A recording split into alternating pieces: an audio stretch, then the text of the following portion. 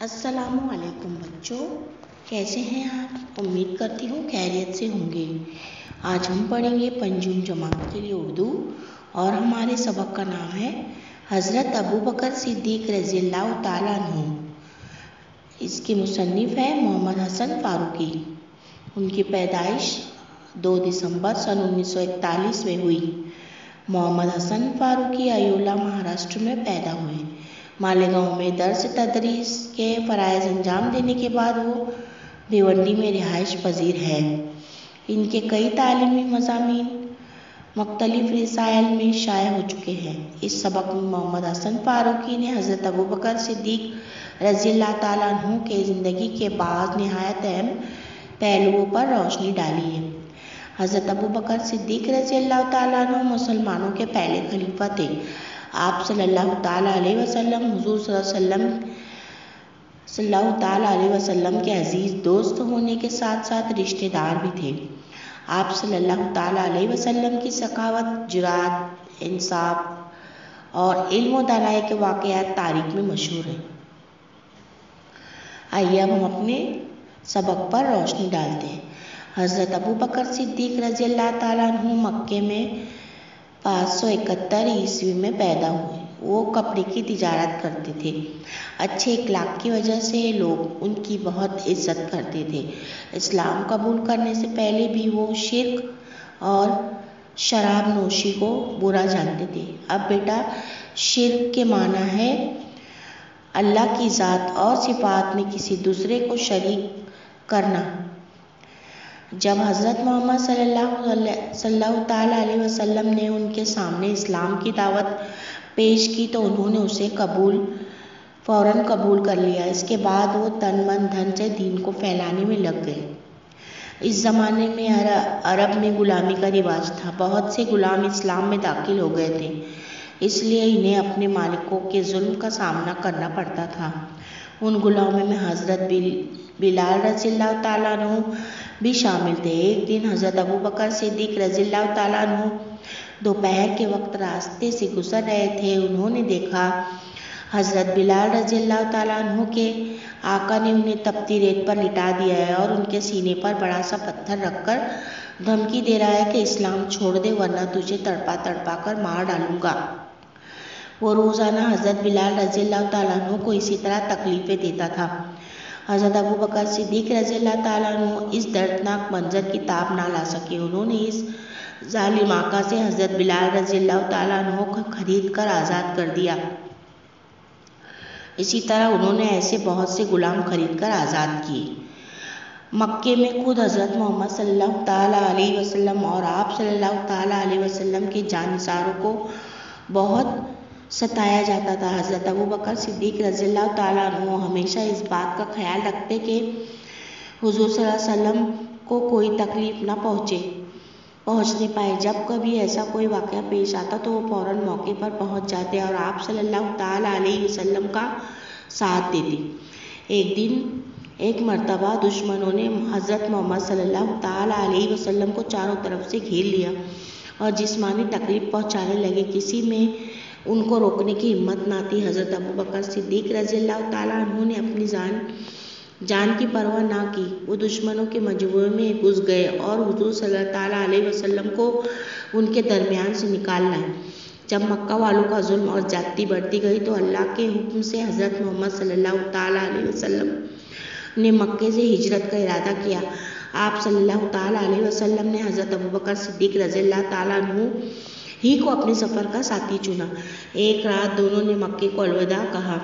وہ جبل سور پہنچے اور اس کے ایک غار میں 3 راتوں تک ٹھہرے رہے۔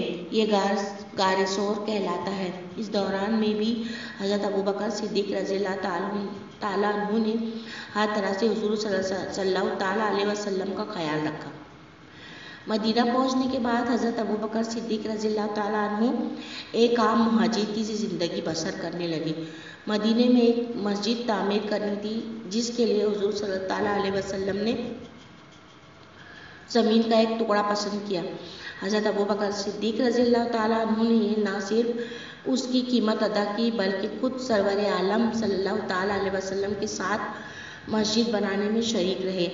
ایک مرتبہ دشمنوں سے مقابلے کے لیے کثیر رقم کی ضرورت تھی۔ حضرت محمد صلی اللہ تعالیٰ علیہ وسلم نے اپنے ساتھیوں سے مدد کرنے کے لیے کہا۔ اس نیک کام میں ہر ایک نے بڑھ چڑھ کر حصہ لیا۔ حضرت ابوبکر صدیق رضی اللہ تعالیٰ عنہ اپنے گھر کا سارا مال و اسباب اٹھا کر لائے اور حضور صلی اللہ تعالیٰ علیہ وسلم کے قدموں میں ڈال دیے۔ آپ صلی اللہ تعالیٰ علیہ وسلم نے پوچھا، ابوبکر صدیق رضی اللہ تعالیٰ، تم نے اپنے گھر والوں کے لیے کیا چھوڑا؟ انہوں نے جواب دیا، ان کے لیے اللہ اور اس کا رسول کافی ہے۔ اخیر عمر میں حضرت محمد صلی اللہ تعالیٰ علیہ وسلم بہت بیمار ہو گئے۔ نماز پڑھانے کے لیے مسجد میں آنے کی طاقت بھی آپ صلی اللہ تعالیٰ علیہ وسلم میں نہ رہی۔ حضرت عائشہ رضی اللہ تعالیٰ عنہا کے ذریعے آپ صلی اللہ تعالیٰ علیہ وسلم نے حضرت ابوبکر صدیق رضی اللہ تعالیٰ عنہ کو حکم دیا کہ وہ نماز پڑھائے۔ حضرت ابوبکر صدیق رضی اللہ تعالیٰ عنہ حضور صلی اللہ تعالیٰ علیہ وسلم کی بات کیسے ٹال دیتے؟ چنانچہ حضرت محمد صلی اللہ تعالیٰ علیہ وسلم کی جگہ انہوں نے مسجد نبوی میں 3 دن نماز پڑھائی۔ حضرت محمد صلی اللہ تعالیٰ علیہ وسلم کے وصال کے بعد مسلمانوں نے حضرت ابوبکر صدیق رضی اللہ تعالیٰ عنہ کو اپنا خلیفہ بنایا۔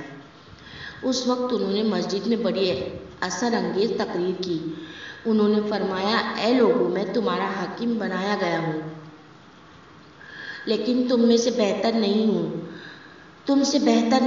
اگر میں نیک کام کروں تو اس میں میری مدد کرو، اور اگر مجھ سے کوئی بھول ہو جائے تو مجھے ٹوکو۔ خلیفہ بننے کے بعد بھی حضرت ابوبکر صدیق رضی اللہ تعالیٰ عنہ سادہ زندگی گزارتے رہے۔ وہ موٹے جھوٹے کپڑے پہنتے اور معمولی کھانا کھاتے تھے۔ غریبوں اور مسکینوں پر بے حد مہربان تھے۔ وہ محتاجوں کی ضرورت اس طرح پوری کرتے کہ دوسروں کو خبر تک نہ ہوتی۔ حضرت ابوبکر صدیق رضی اللہ تعالیٰ عنہ کی خلافت کی مدت 2 برس اور 3 مہینے تھی۔ اتنی مختصر مدت میں انہوں نے جس خوبی سے اپنی ذمہ داریوں کو پورا کیا، اس کی مثال ملنی مشکل ہے۔ حضرت ابوبکر صدیق رضی اللہ تعالیٰ عنہ کو کئی باتوں میں اولیت کا شرف حاصل ہے۔ مردوں میں سب سے پہلے انہوں نے اسلام قبول کیا، قرآن مجید کو سب سے پہلے کتابی شکل میں جمع کرایا اور اسلامی ریاست میں بیت المال قائم کیا۔ اب بیٹا، بیت المال کا میننگ ہے اسلامی حکومت کا خزانہ۔ حضرت محمد صلی اللہ تعالیٰ علیہ وسلم نے انہیں صدیق کا لقب دیا تھا۔ وہ پہلے شخص ہیں جن کو پیارے نبی صلی اللہ تعالیٰ علیہ وسلم نے کسی لقب سے نوازا۔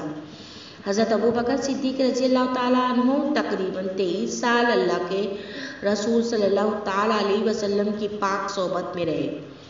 وہ ایک دن کے لیے بھی حضور صلی اللہ تعالیٰ علیہ وسلم سے جدا نہیں ہوئے۔ بڑی سے بڑی مشکل میں بھی انہوں نے آپ صلی اللہ تعالیٰ علیہ وسلم کا ساتھ نہیں چھوڑا۔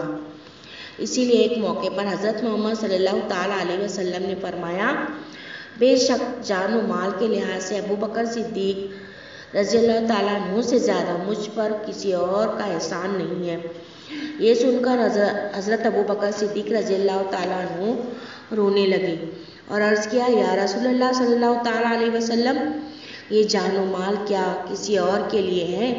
ایک موقع پر حضور صلی اللہ تعالیٰ علیہ وسلم نے فرمایا، ابوبکر صدیق رضی اللہ تعالیٰ عنہ، میں نے تمام لوگوں کے احسانات کا بدلہ چکا دیا، لیکن تمہارے احسانوں کا بدلہ اللہ تعالیٰ دے گا۔ حضرت ابوبکر صدیق رضی اللہ تعالیٰ عنہ کا انتقال 634 عیسوی میں ہوا۔ انہیں مسجد نبوی میں حضرت محمد صلی اللہ تعالیٰ علیہ وسلم کے پہلو میں دفن کیا گیا۔ اب بچوں، میں امید کرتی ہوں آپ کو اس وقت اچھی طرح سمجھ میں آ گیا ہوگا۔